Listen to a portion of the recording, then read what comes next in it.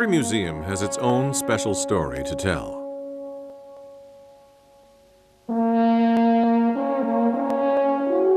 Nearly 100 years ago, these mountains of Switzerland captured the heart of a certain painter.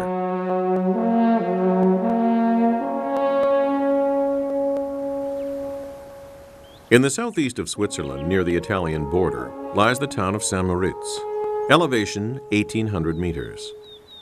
It is known as a past host city of the Winter Olympics and as one of the most picturesque locations in the world.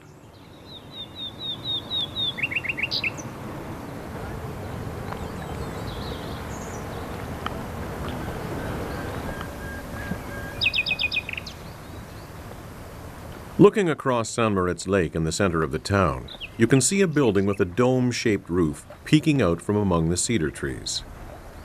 This is the Segantiini Museum, the setting of today's story.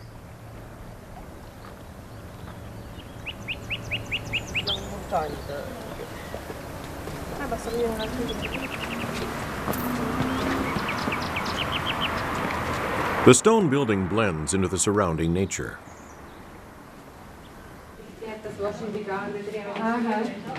The museum was constructed in 1908 as a monument to Giovanni Segantiini, an artist known as the painter of the Alps. From his early works to later masterpieces, visitors can enjoy nearly 70 pieces that span the artist's career.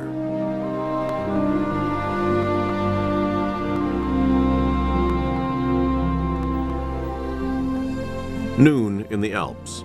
This is one of his best-known paintings.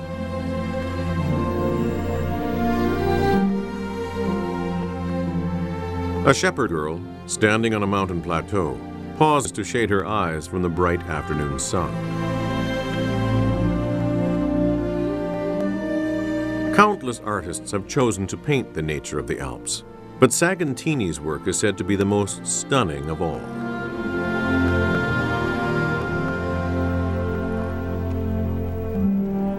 Segantiini dedicated much of his life to painting the people and animals that made their homes in the Alps.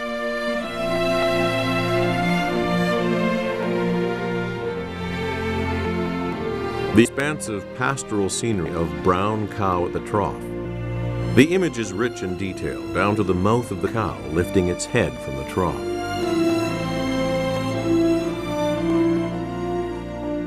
He was an artist who captured the clear air and light of the Alps using a technique all his own. In his later years, the Alps became the backdrop for the growing symbolism in his work.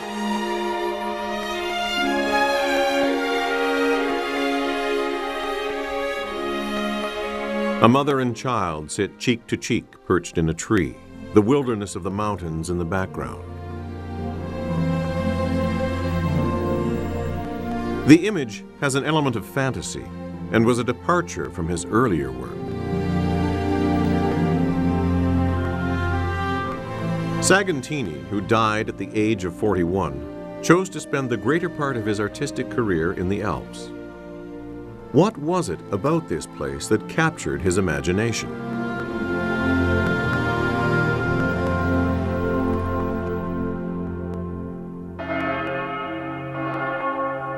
Segantiini lost his mother as a young child, and at the age of 7 moved to Milan with his father. However, his father soon abandoned him, leaving him in the care of relatives.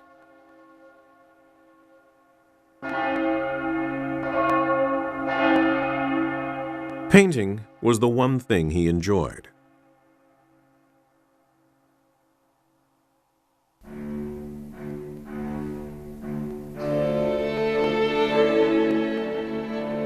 He entered art school at 18. His talents soon became apparent, but he was disillusioned with the experience.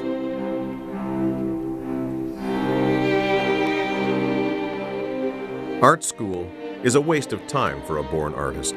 They may train many painters, but they will never produce an artist.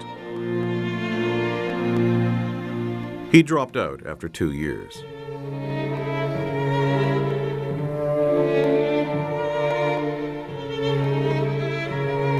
Setting out on his own, Segantiini first tried his hand at painting rural scenes of Italy.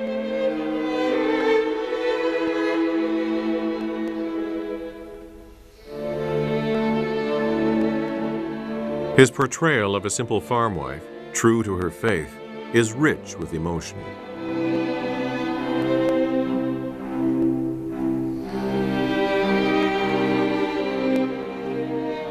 But he soon grew tired of the Italian landscape and set off in search of sceneries depicting people living within the immensity of nature.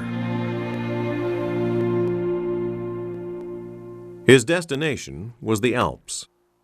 He would become the first artist to focus on the Swiss people living among the majestic nature of these mountains.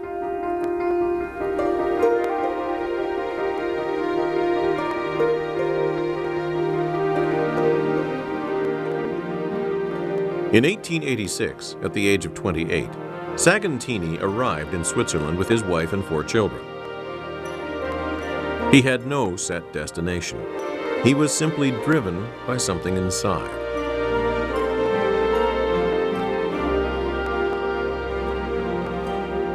During his trip, he was especially struck by the natural beauty of the village of Savognin.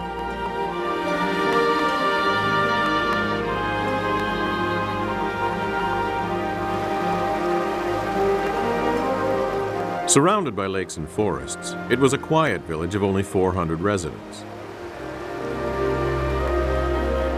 It sits at 1,207 meters above sea level.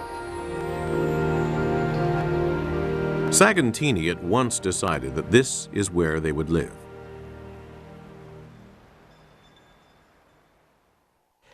My grandparents came here by crossing the Italian border. They must have been a funny sight, you know, a scrawny, bearded man with a young wife and 4 children in tow. My grandfather later told my father that they must have been the poorest family to ever cross over into Switzerland. The stunning brightness of Savognin sparked Segantinis' creativity, and he immediately began painting. The mountain ridges rising into the crisp air, the sunny skies washed in a brilliant blue. Segantinis was entranced by this natural scenery unique to the Alps and so alive with color.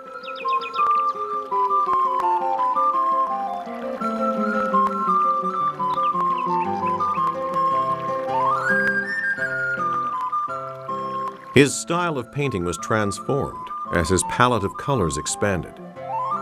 Here we see a young girl dressed in the traditional costume of the area.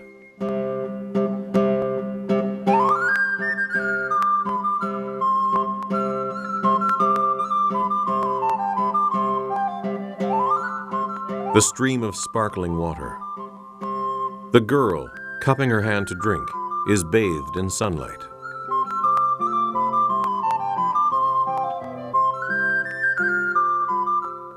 This painting, with its bold, cropped composition, clearly conveys the sense of joy that the scenery of the Alps brought the artist.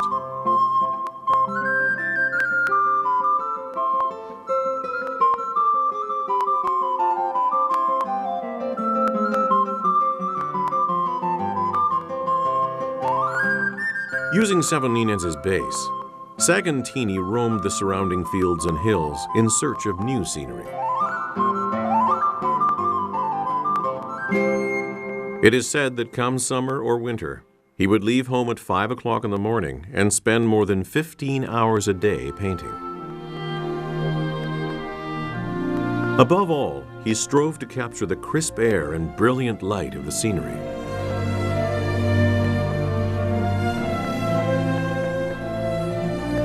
In his efforts, he devised a unique painting technique. People and scenery were reproduced using thin lines of color. This was similar to the technique of pointillism invented by his contemporary, Seurat.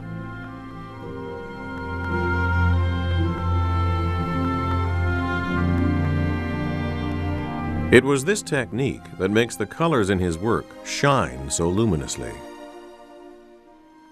Segantinis did not mix colors on his palette. Using unmixed colors was an important part of his technique. The whites of the mountains in his paintings wouldn't shine the way they do if he had mixed the whites and grays together first. Thin lines of pure color are layered together to create this effect. Segantinis' relentless efforts to capture the atmosphere and light of the Alps on his canvas began to pay off.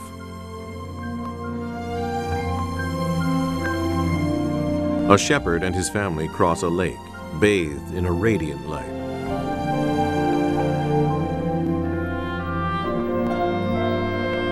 The father, mother, and child saying their evening prayers are reminiscent of the Holy Family.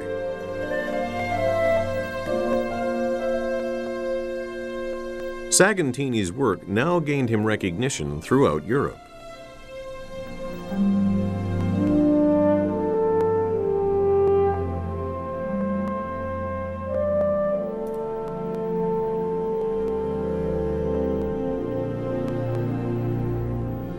However, this fame did not bring him satisfaction. "I've always strived to reach something higher." He packed up and left Savigny in search of a new challenge.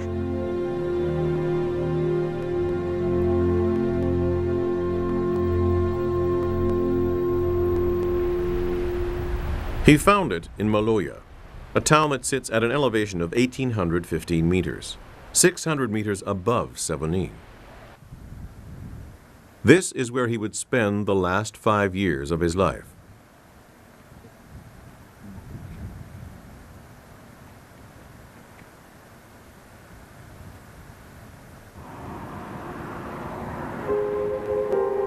It was a tiny village at the time. His house and studio can still be found there today.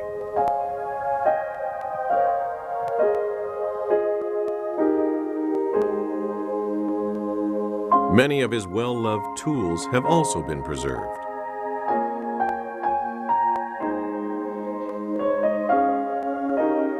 His palette and paint box.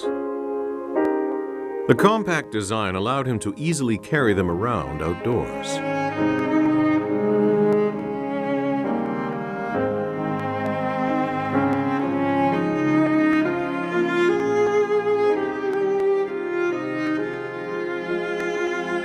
These are the hiking boots he used for trekking the mountains, and the bag and brushes he brought with him. At Maloja, Sagantini's painting style would undergo another major transformation. A mother and child sit perched on a tree branch that looks as though it may break at any moment.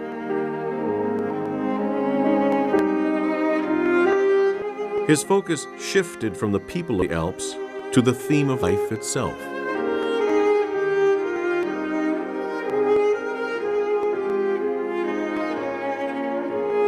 What was it about Maloja that inspired such a shift in his work? After coming to Maloja, he became quite philosophical, just gazing at the nature of the Alps all those years.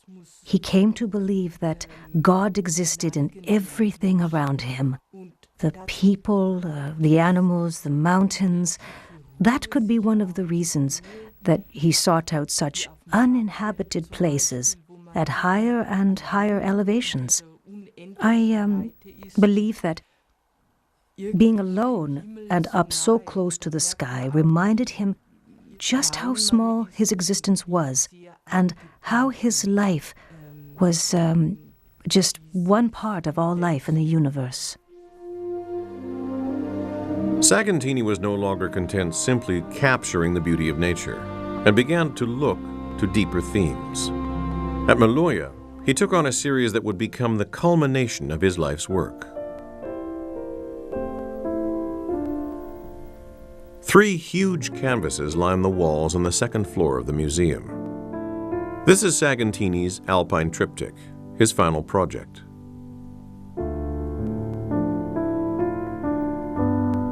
It takes the form of a conventional altar painting. The center is called nature, the left is life, and the right is death.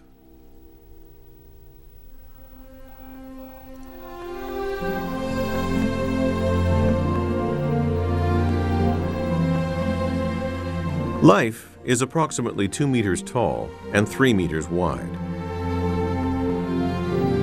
In the summer twilight, two mothers carrying their children on their backs make their way home along a lush green path. A cattleman herds his calves into the cattle barn. It is the end of a day's work. On the left, a mother and child rest under a tree. The activities of life are repeated in our daily lives. They are a representation of the cycle of life.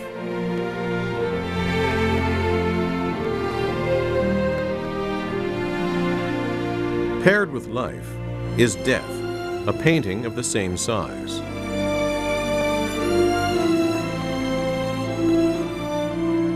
On an early winter morning, a body wrapped in cloth is carried out of a solitary home. Women in mourning gather outside the house to say their final farewell.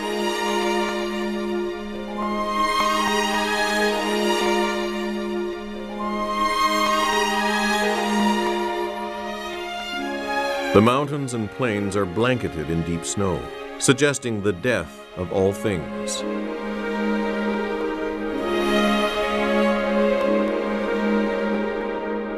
Segantiini was planning to add panels above the existing paintings to provide further explanations as to their meanings. The completed sketches for each panel in the triptych have been preserved.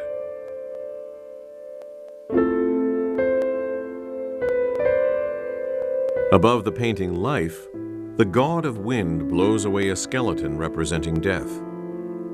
It is a reminder that behind the seemingly gentle rhythm of daily life is an ongoing battle with death.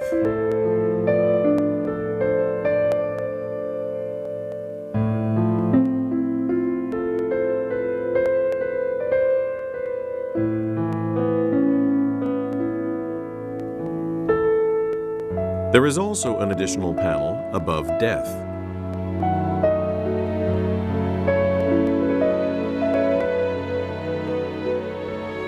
The body in the picture of the funeral procession below is that of a young woman. Here she is carried into heaven by two angels. Although her life on earth has come to an end, she will be reborn in heaven with God.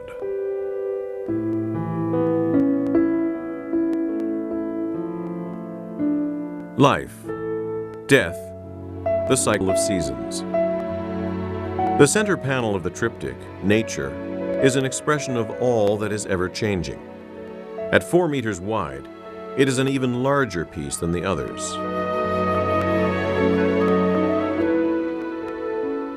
Just as the sun sinks behind the mountains, it releases a dazzling light, bathing everything in a divine glow.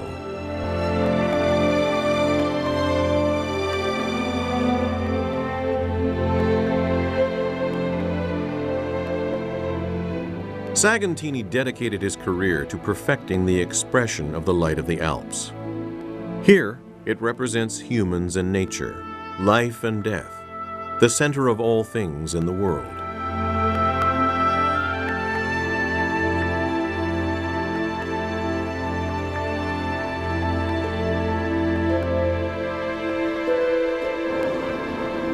While work on the triptych was still in progress, Segantiini died atop a mountain known as the Schafberg. At 2,731 meters, it was the highest mountain he would ever climb.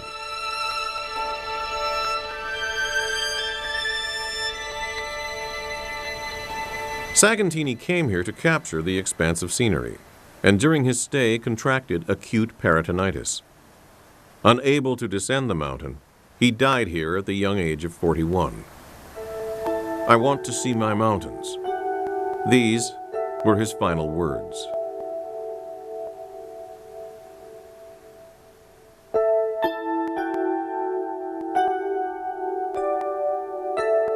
Before heading up the mountain, he had shared with his wife a vision he had seen in which It was his own body being carried off in the funeral scene of his painting, Death.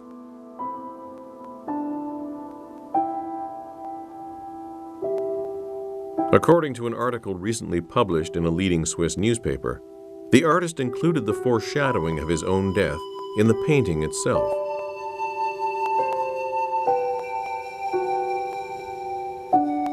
The theory was put forward by art historian Tina Grutter.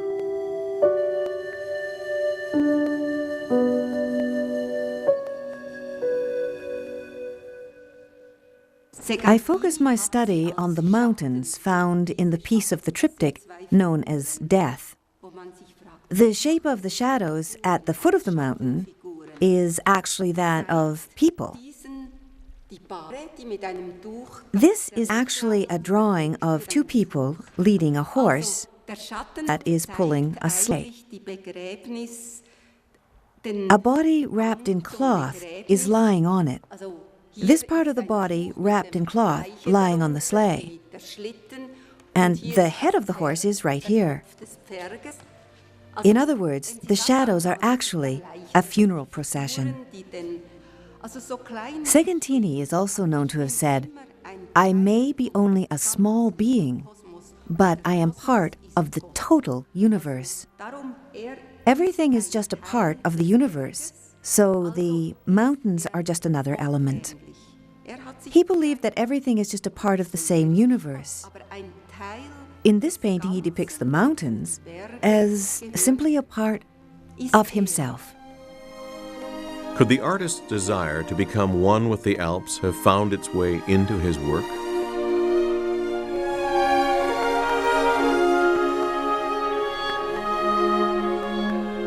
The town of St. Moritz sits below the Schafberg where Segantinis died. His friends chose to build the Segantinis Museum here as a memorial.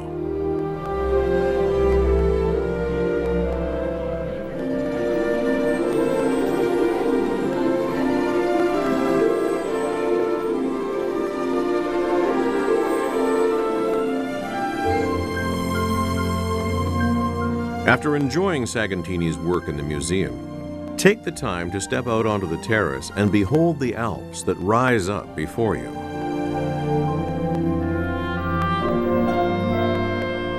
You are sure to sense the soul of the artist who relentlessly strove for greater heights, forging a new path as he went.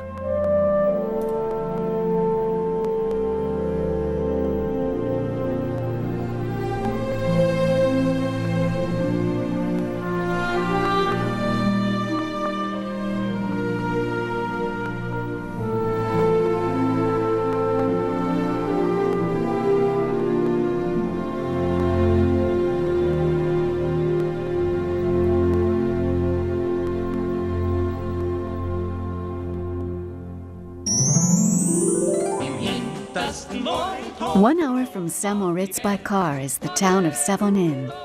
It's a sunny day, and here in the town's most scenic spot, the artist Segantini is hard at work, his wife by his side. Or so one might think. This enlarged photographic panel was constructed by a local sculptor in 1999 to mark the centennial of Segantini's death. If you're in the area, be sure to stop by and see the painter of the Alps at work for yourself.